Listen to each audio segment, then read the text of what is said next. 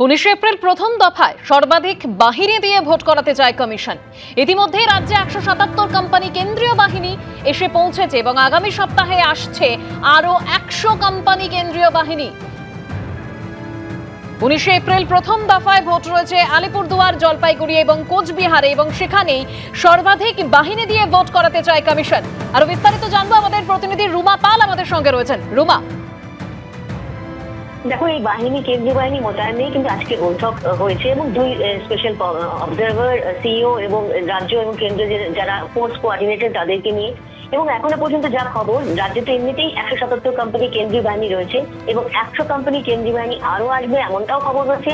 এবং তার সঙ্গে এটাও ঠিক যে প্রথম দফায় কি 100% বুথের কেন্দ্রীয় বাহিনী থাকবে, যেমন এটা নিয়ে প্রশ্ন ছিল এবং কমিশনের সংশয় ছিল। এখনো পর্যন্ত যা খবর পাওয়া যাচ্ছে যে ভিন রাজ্য থেকে পুলিশ আসবে এবং সেক্ষেত্রে 70 কোম্পানি ভিন রাজ্য থেকে পুলিশ আসতে পারে, যেমন তোমার তেলেঙ্গানা, গুজরাট, উত্তরপ্রদেশ থেকে আসতে পারে। দেখো, যেহেতু সারা দেশ জুড়ে এই ভোট হচ্ছে, সেক্ষেত্রে অবশ্যই প্রত্যেক জায়গায় কিন্তু কেন্দ্রীয় বাহিনীর প্রয়োজন রয়েছে। সেক্ষেত্রে ফার্স্ট ফেজ ইলেকশনে চূড়ান্তভাবে কত কোম্পানি কেন্দ্রীয় বাহিনী থাকবে এখনো পর্যন্ত কিন্তু নির্বাচন কমিশন সেই তথ্য এখনো জানায়নি। তবে এটা ঠিক, আরো 100 কোম্পানি কেন্দ্রীয় বাহিনী আসছে এবং 70 কোম্পানি আরো বাইরে থেকে মানে ভিন রাজ্যের পুলিশ আসবে এমনটাও কিন্তু জানা যাচ্ছে। ফার্স্ট ফেজ ইলেকশন 19 এপ্রিল এবং সেক্ষেত্রে সর্বাধিক যাতে ম্যাক্সিমাম জায়গায় কেন্দ্রীয় বাহিনী থাকে এমনটাই জানা যাচ্ছে যে কমিশন সেই প্রচেষ্টাই করছে।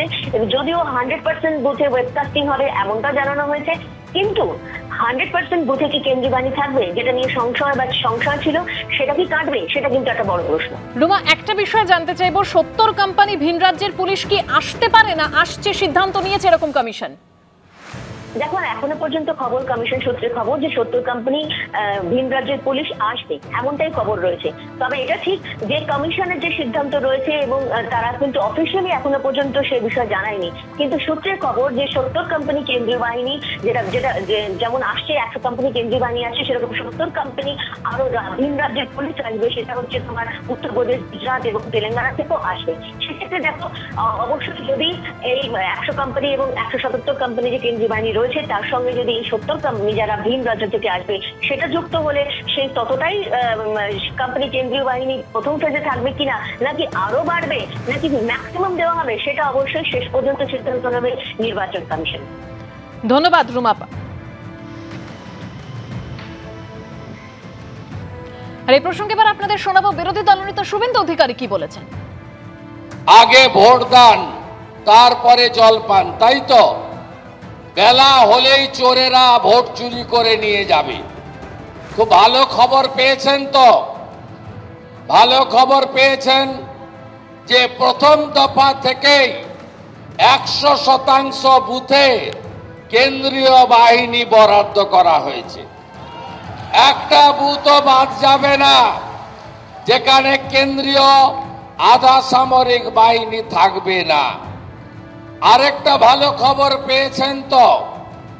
যারা প্রক্সি ভোট দেয়, যারা পঞ্চায়েতে ভোট লুট করে, সেই তোলামূলের লোকরা শুনে রাখুন, প্ল্যান করছেন তো তারকেশ্বরে ভোট লুট করবেন, হরিপালে ভোট লুট করবেন।